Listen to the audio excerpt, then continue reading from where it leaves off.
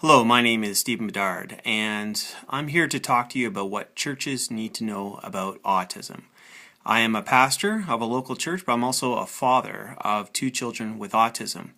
And I've learned with both roles, as pastor and as a dad, about what churches need to know about autism. I'd like to share a little bit from my experience and the things I've learned over the years. And the first thing I want to talk to you about is that people with autism are different. And one of the most important things you can learn about autism is to realize if you've met one person with autism, you've met one person with autism. That's it.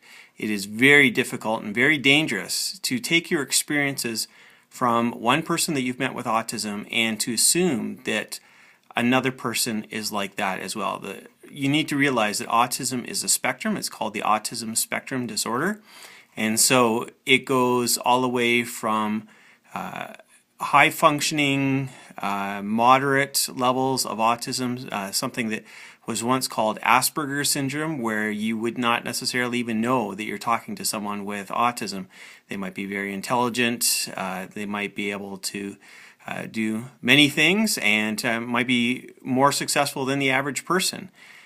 But they have autism if you know where to look. And you can go along that spectrum to those who are in the severe end.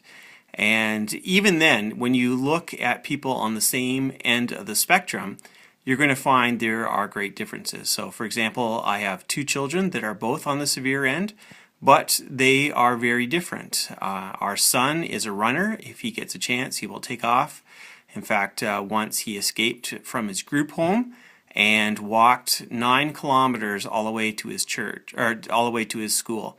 He had memorized the entire way just from taking the bus and took off. And we've had a number of times where we've had to call the police because he has escaped. But our daughter, who is just as severe, has never done that. That's not a part of who she is. If we go out in public, she grabs a hold of my arm and holds on tight and is quite happy to stay with me. Our son is nonverbal and our daughter is nonverbal, and yet the way they use language is very different. And you're probably confused when I say nonverbal and yet they're using language. That'll be a subject for another episode. But just to know that my son could speak if he chose to, but he doesn't, because I've heard him speak as clear as anyone, but 99% of the time he will not speak, whereas our daughter is not able to do that, but she is able to use words, one-word requests and that type of thing. So they're very different. Our daughter very early on was very aggressive and destructive, and that's not really what our son was like.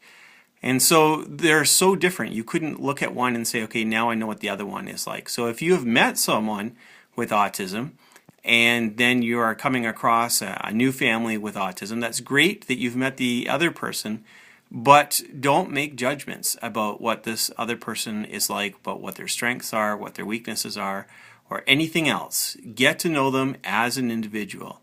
And that's what you need to know about autism. I encourage you to check out my webpage, stephenjbedard.com, and you'll find links there to some of my autism-related resources. Thank you for listening.